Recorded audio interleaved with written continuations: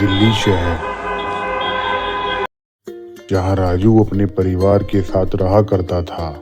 उसके परिवार में पत्नी पिंकी और 2 बच्चे बंटी और बबीता थे। राजू लाला की फैक्ट्री में काम किया करता था। वह बहुत ही मेहनती था, मगर उसकी मेहनत के बदले उसे काफी कम पैसे मिला करते थे। एक दिन राजू सोचता है, मुझे बहुत साल हो गए लाला जी के यहाँ काम करते करते। आज तक लाला जी ने मेरे पैसे नहीं बढ़ाए हैं। क्यों ना आज लाला जी से तनख्वाह बढ़ाने के लिए कहा जाए। वह मेरी बात नहीं टालेंगे, मैं इतनी मेहनत से जो काम करता हूँ।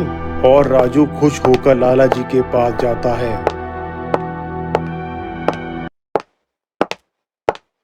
राम राम लाला जी।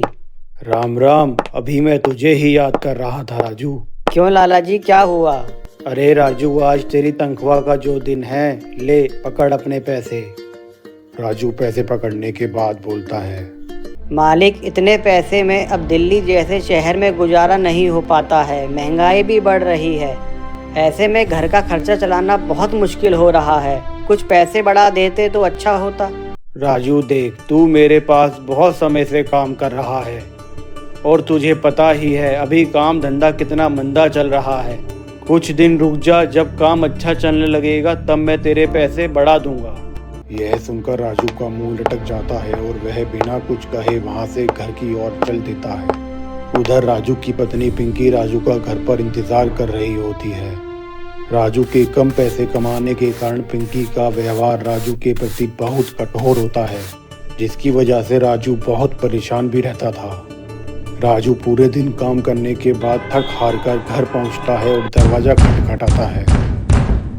ओहो, आ गई साहबजादे, इतना लेट कैसे हो गए आ जाने में?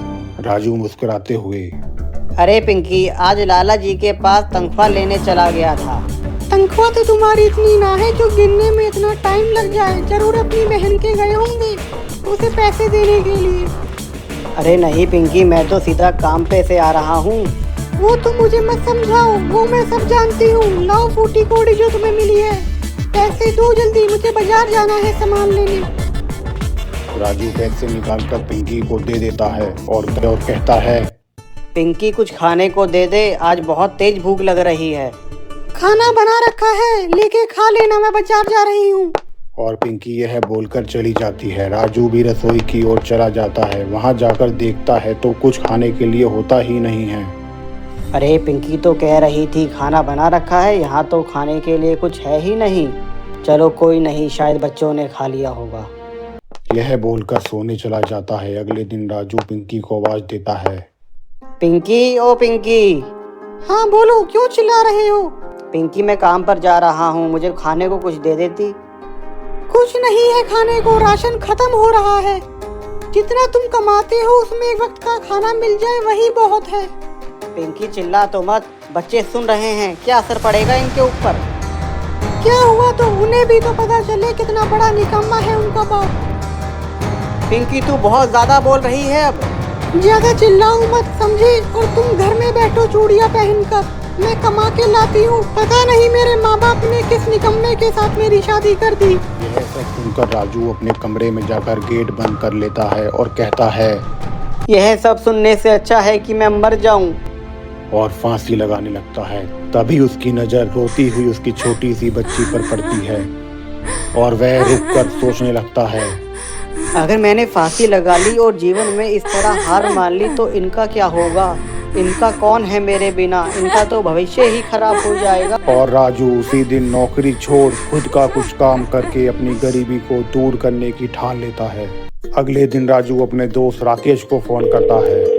हेलो राकेश, मैं राजू बोल रहा हूँ। हाँ राजू, कैसा है मेरे दोस्त? हालत बिल्कुल ठीक नहीं है राकेश। क्यों, क्या हुआ राजू? राकेश, मैंने लाला जी के यहाँ से नौकरी छोड़ दी है। क्यों राजू, नौकरी क्यों छोड़ दी तूने? अरे यार, पूरे दिन की मेहनत के बाद भी बहुत कम पैसे मिलते थे, जिसमें घर का गुजारा भी बहुत मुश्किल से हो पाता था। और पैसे की कमी के कारण पिंकी से लड़ाई होती थी रोज, वो अलग। तो अब क्या करेगा राजू तू? यार राकेश, तू तो अपना काम कर रहा है मेरे दोस्त, मुझे भी कोई काम बता ना। मैं पूरी मेहनत के साथ काम करूँगा, बस मुझे इस गरीबी की दलदल से निकाल दे। राजू देख, कोई किसी को अमीर तो नहीं बना सकता जब तक तू खुद ना चाहे। मेहनत तो तुझे खुद ही करनी पड़ेगी। मैं तुझे बस रास्ता बता सकता हूँ। हाँ राकेश, बस तू मुझे रास्ता बता दे, कड़ी मेहनत करने के लिए मैं खुद तैयार। ठीक है राजू, तू मेरे ऑफिस आ जा आज। ठीक है राकेश, मैं आता हूँ। राजू राकेश से मिलने के लिए उसके ऑफिस पहुंचता है। कैसा है राकेश? ठीक हूँ राजू, आ बैठ। हाँ तो राकेश, किस बिजनेस प्लान के बारे में बताने के लिए बुलाया है तूने मुझे? राजू चल तुझे दिखा के समझाता हूँ। दोनों प्रोडक्शन एरिया की तरफ चले जाते हैं। देख राजू, मेरा एक्सपोर्ट का काम है। हम लोग भारत से चावल एक्सपोर्ट करते हैं विदेश में। अगर तू भी अपने गांव की जमीन पर चावल की खेती करे तो मैं उसे एक्सपोर्ट करने में तेरी मदद कर सकता हूँ, और ऐसा करने से तुझे काफी अच्छा मुनाफा भी होगा। मगर इसके लिए तुझे शहर छोड़कर गांव जाना होगा। राजू चौंक कर कहता है, अरे राकेश, क्या बात करता है यार, पिंकी तो बिल्कुल भी गांव नहीं जाएगी। ये तू देख राजू, अब तुझे क्या करना है वो तेरा घरेलू मैटर है। ठीक है राकेश, मैं तुझे बताता हूँ। यह बोलकर राजू वहां से चला जाता है। राजू घर पहुंचकर पिंकी को सारी बात बताता है। पिंकी चौंक कर कहती है, क्या अब मुझे गांव ले जाकर और बैठा दो? मुझसे चूल्हे पर रोटी बनवाना चाहते हो क्या? शहर में तो कुछ कमा नहीं पाए, गांव में जाकर क्या खाक कमाओगे? मुझे नहीं जाना कोई गांव, तुझे जाना है तो जा। मैं और मेरे बच्चे तो मेरी माँ के यहाँ जा रहे हैं, जब तुझ पे पैसा आ जाए तब लेने आ जाना। यह कहकर पिंकी बच्चों को लेकर अपनी माँ के यहाँ चली जाती है और राजू भी ठान लेता है। मैं भी पिंकी को अब तब लेने जाऊंगा जब मैं बहुत पैसा कमा लूंगा। और राजू भी अपने गांव के लिए निकल पड़ता है। गांव पहुंचकर राजू को उसके बूढ़े पिताजी मिलते हैं। राम राम पिताजी। राजू को अचानक देखकर उसके पिताजी चौंक जाते हैं। अरे राजू बेटा, तू एकदम अचानक कैसे आया? बहू और बच्चे कहाँ हैं? क्या वो साथ नहीं आए? रोने लगता है और अपने पिता को सारी बात बताता है और कहता है, पिताजी, अब मैं गांव में ही खेती करूंगा और खूब पैसा कमाकर तब पिंकी और बच्चों को लेकर आऊंगा। पिताजी सब समझ जाते हैं और कहते हैं, बेटा बस तू हौसला रख और मेहनत कर, बाकी सब ऊपर वाले पर छोड़ दे, सब अच्छा होगा। राजू अगले दिन से ही अपने खेत में खूब मेहनत करने लगता है और कुछ ही समय में एक बहुत अच्छी फसल की खेती कर लेता है, जिसे वह विदेश में बेचकर उससे बड़ा अच्छा मुनाफा कमाता है। और कुछ साल बाद एक गाड़ी पिंकी के माँ के घर के सामने आकर रुकती है और हॉर्न बजाती है।